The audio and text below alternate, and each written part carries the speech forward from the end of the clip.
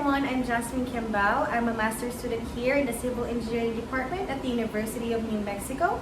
I have two mentors, Dr. Carrie Howe and Dr. Jorge Gonzalez Estrella. They both help me and guide me with my journey here at UNM as a master's student. So for my research project, I handled two pollutants that exist in our environment. And these are microplastics and heavy metals, specifically arsenic and uranium. I want to understand the absorption behavior of these two pollutants if microplastic could potentially absorb heavy metals on their surface. We see and use plastics in our everyday lives, like plastic bottles, food packaging, and Ziplocs, because it is lightweight and durable. However, it could turn into small particles, also known as microplastics, and get exposed in the environment. And this is bad because microplastics are really small and insoluble in water. This is a concern in the environment because large plastics could be entangled by marine animals like sea turtles, and small particles, also known as microplastic, could be ingested by fish. The second pollutant is heavy metal. Both arsenic and uranium are toxic and bad in the environment and human health. Exposure to these heavy metals could damage your skin, your kidney, increase the risk of cancer, and many more. To understand the absorption behavior of heavy metal with microplastics, I divided my procedure into 3 tasks. For the first one, I tried to find microplastics in freshwater system in New Mexico, specifically Tingley Beach, Rio Grande, and Laguna Pueblo. For procedure 1, we need to filter all the freshwater samples collected in New Mexico.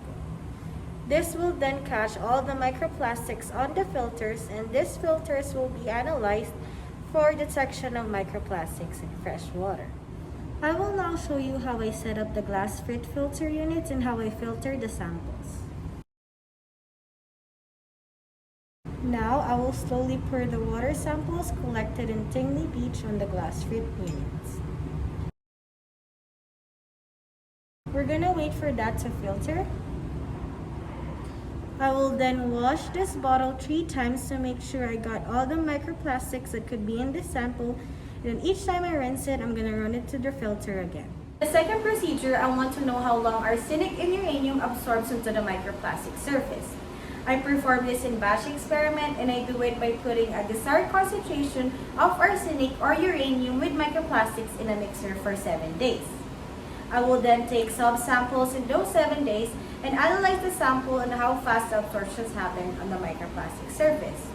For the third procedure, which I haven't performed yet, it is about exposing different concentrations of arsenic and uranium onto the microplastics and understanding how the absorption behavior would affect this.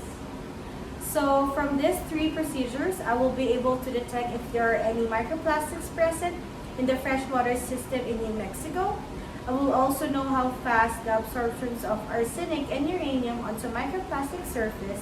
And lastly, I will know how absorption behavior affects if we're exposing different concentrations of arsenic and uranium on the microplastics. This study is important because the synergy of these 2 pollutants, microplastics and heavy metals, could potentially increase or enhance their toxic effects on human health and the environment. That is the overall summary of my research project. I'm glad I was able to share it with you guys. Thank you for listening.